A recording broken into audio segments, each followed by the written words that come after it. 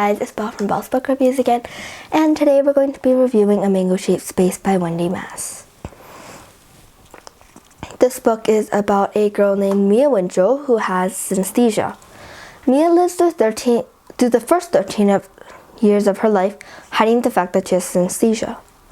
But she's suffering throughout the entire book, and honestly, it's just painful to actually watch Mia hide her synesthesia and think that something's wrong with her mentally. And when she had reading assignments from school, I literally suffered reading through those pages because she'd say things like that letters swam before my eyes and things about how all these colors are making her dizzy, and I would feel really bad for her given that I love books enough to make this channel to review them, and Mia gets extreme headaches whenever she picks up a book because brightly colored letters fly around the page for her. So I felt really bad for her. Anyways, I recommend this book for ages 8 to 13. There is no inappropriate content or references, but it is something of a long and or slow book. If you try to read this or make a 7-year-old read this, they're probably not going to like it because I know from experience that younger kids don't exactly like books that have dull and long, slow beginnings.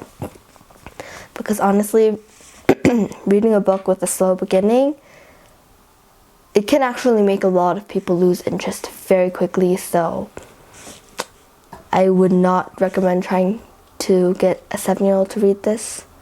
Anyways, the author's purpose, in my opinion, is to show that being perseverant will lead you to answers. So, although Mia doesn't... So how I think that she shows her purpose throughout the book is through Mia, because although Mia doesn't know why her letters and numbers are colored, she keeps it a secret and still pushes through life. I'm not sure if this is exactly considered perseverance, but she does try, although her grades are going nowhere but south. Although all her grades are going south, although none of her grades are improving at all, she does try at least somewhat, and I feel like she should at least get some credit for that. And also, although it took her really long, she does finally tell her parents about her condition, and they send her to numerous doctors until she can finally figure out what she has. Some things I liked was the perseverance theme again, and I've already explained that just 2 seconds ago. I also liked the close relationships between Mia and other characters. I liked the relationship between Mia and Jenna, who was her best friend. I was amazed, honestly, that their friendship could really stay so firm for so long until 8th grade. So honestly, I was amazed because I feel like sometimes friends come and go, and sometimes you just grow apart from friends, sometimes you guys fight, but then Mia and Jenna, they had their first fight in 8th grade, and until then, they've literally become something almost identical to sisters. I also liked how the relationship between Mia and Mango, because Mango, I don't feel like she's being that realistic, or I don't feel like she has very good reasoning to believe that Mango has her grandfather's soul in him. I don't feel like she has very good reasoning for that. Honestly, I feel like she should just accept the fact that her grandfather's gone, but, well, one way or another, she does take a lot. She's very, very comfortable around Mango, and his name fits him too, and I think it's kind of cute. And I love how, although he has these coughing conditions, something's wrong with his lungs, still she takes care of him, she loves him. So I love that about Mango. I also liked her relationship with Zach and Beth, who are her siblings. So honestly, I'm not exactly sure why I like this, but I just liked how her brother's this very superstitious person, and I thought that it was kind of funny in some aspects that Mia's kind of superstitious, how she thinks that her grandfather's soul is in her cat. And on the other hand, there's Zach, who makes you do random things, throw salt over your shoulder whenever you walk underneath a ladder that's pushed up against the wall, etc. And Beth, I'm not sure why I liked her relationship with Beth, but I don't know why, I just did. Because they're siblings, and I felt like in some ways I could relate to them.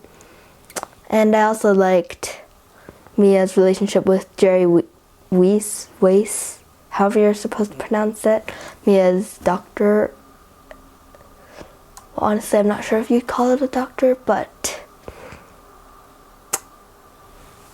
he helps her out with her figuring out the fact that she has synesthesia, so I think that he could be called her doctor. And some things I disliked was Adam, because first off, it was a very awkward and weird relationship.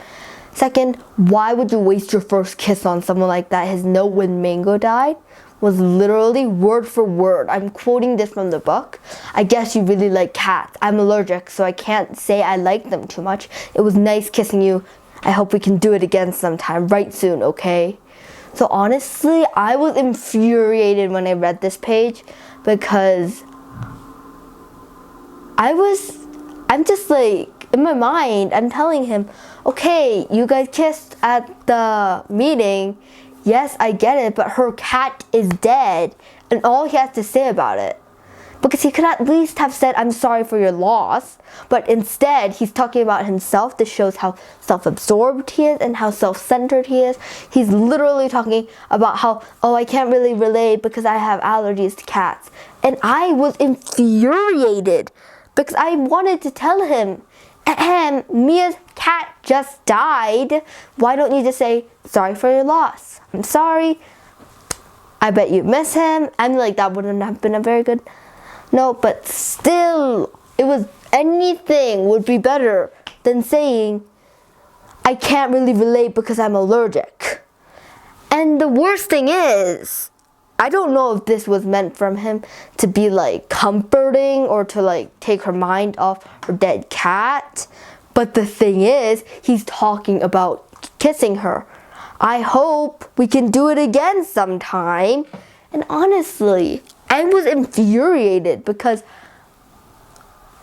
how is this even supposed to be a sentimental letter?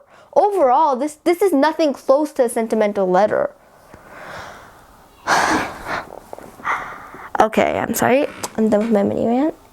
And I also disliked how irresponsible Mia was, because I can't really say that I'm the most responsible and perfect child there has ever been, but really, when she figures out that she has synesthesia, I feel like she's oblivious to everything else, because, for example, that history project, hello, half of your grade, that one project that is 50% of your grade, yes, that totally doesn't even matter. So honestly, that was my interpretation of her at the point, because I feel like Mia should have had her mind focused on school, especially if she's still failing math first off, and second, has an upcoming project due that is 50% of her grade. So I was infuriated when I feel like she was kind of self-absorbed. She kind of forgets a lot of things. She doesn't really pay attention to much things, so I can't say that I loved that trait about her, and I wish that she had put the fact off that she had synesthesia, lived with it. Maybe they had winter break, maybe they have some kind of break coming up, look over it on the weekend, but honestly, I feel like she should at least I believe that she should at least put in some thought to that history project coming up and to her math.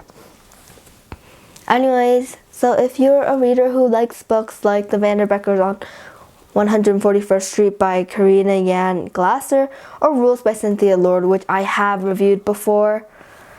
This book is perfect for you. I am going to give this book a 4 out of 5 stars. Thank you for watching. I'm sorry for those 2 little rants, but honestly, I was infuriated with Mia. Anyways, I hope this was a helpful video to you at least, and it was at least somewhat enjoyable. Bye! See you next week, guys.